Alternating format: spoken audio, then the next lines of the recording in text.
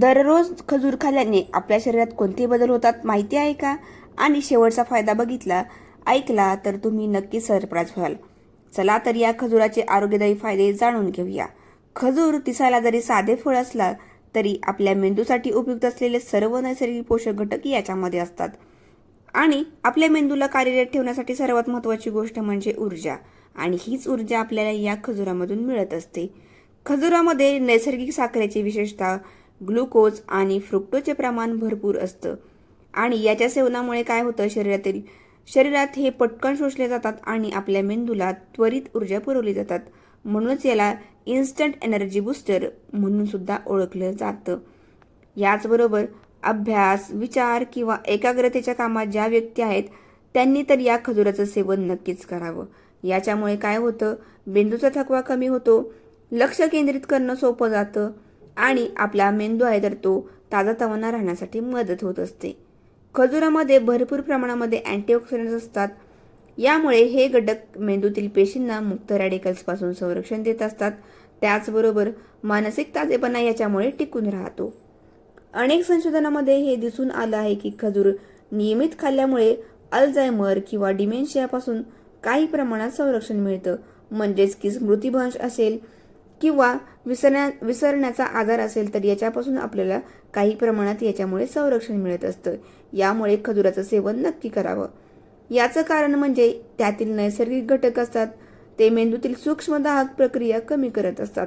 यामुळे मेंदूची स्मरणशक्ती, शिकण्याची क्षमता आणि तर्कशक्ती अधिक काळ टिकून राहते. यामुळे अगदी लहानांपासून मोठ्यांपर्यंत सर्वांसाठीच हे खजूर महत्त्वाचं ठरत असतं.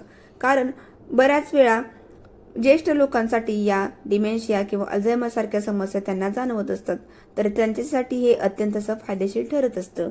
याचबरोबर खजुरामध्ये मॅग्नेशियम, पोटॅशियम, व्हिटॅमिन B6 सारखी मुबलक तत्वे याच्यामध्ये भरपूर असतात. मॅग्नेशियम ताणतणाव कमी करण्यासाठी मदत करत असतो. याचबरोबर न्यूरॉनमधील संदेशवहन याच्यामुळे सुरळीत राहतं. पोटॅशियम आहे तर ते मेंदूतील विद्युत प्रवाहांचं संतुलन राखलं जातं.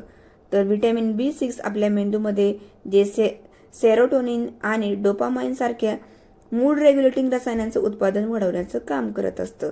यामुळे खजूर खाल्ल्याने केवळ स्मरणशक्ती तर सुधारत नाही तर आपलं मन सुद्धा प्रसन्न राहतं आणि स्थिर राहतं. आणि हाच तो शेवटचा फायदा, म्हणजेच की खजूर खाल्ल्याने आपलं तन मन अगदी मस्त आणि संतुलित राखलं जातं. आपला मेंदू तल्लख ताजातवाना राखला जातो. सगळीच कामे आपली व्यवस्थित होतात आणि याच्यामुळे हा अत्यंत फायदेशीर ठरत असतं. याचबरोबर खजुरामधील जे नैसर्गिक तंतुमय घटक असतात ते आपली पचन संस्था सुधारतात, ज्यामुळे शरीरातील रक्तातील साखर संतुलित राहते. हे संतुलन आपल्या मेंदूसाठी अत्यंत आवश्यक ठरत असतं. कारण रक्तातील साखर अचानक वाढली किंवा कमी झाली तर विचारशक्ती आणि एकाग्रता कमी होते. यामुळे अत्यंत फायदेशीर असा हा खजूर ठरत असतो. खजूर हा नैसर्गिकरित्या हळूहळू ऊर्जा देणारा पदार्थ असल्यामुळे मेंदूला सतत आणि संतुलित ऊर्जा मिळत राहते. म्हणजेच की आपल्या मेंदूला जे काही इंधन लागतं, ऊर्जा लागते, या खजुरामुळे आपल्याला मिळत राहते. तर नक्कीच याचं सेवन केलं पाहिजे. याच्यामुळे खूप सारे लाभ होतात. तर अगदी लहानांपासून मोठ्यांपर्यंत सगळ्यांनी याचं सेवन करायला पाहिजे. कारण सर्वांनाच याचा खूप फायदा होणार आहे. त्यासाठी याचं सेवन करण्यासाठी आपण याचं असंही सेवन करू शकतो. नुसतेच खजूर खाल्ले तरीही चालतं. परंतु जर आपण हे दुधामध्ये भिजवून खाल्लं तर याचे आपल्याला अधिक लाभ होतात. कारण दुधामध्ये भिजवलं तर याचे पोषक तत्व अजून वाढतात आणि याचा आपल्या शरीराला खूप फायदा होत असतो. तर नक्कीच दुधामध्ये भिजवून याचं सेवन करावं. कारण जे विद्यार्थी असतील तर त्यांच्यामध्ये अभ्यास करण्यासाठी किंवा मन एकाग्र करण्यासाठी याचा खूप फायदा होत असतो. तर सर्वांनी याचं सेवन करायला पाहिजे. याचे खूप सारे लाभ होतात. चला तर ही महत्त्वपूर्ण माहिती जर तुम्हाला आवडली असेल तर आपल्या व्हिडिओला लाईक करा, चॅनलला सबस्क्राईब करा. भेटूया नंतर अशीच एक महत्त्वपूर्ण माहिती घेऊन. धन्यवाद.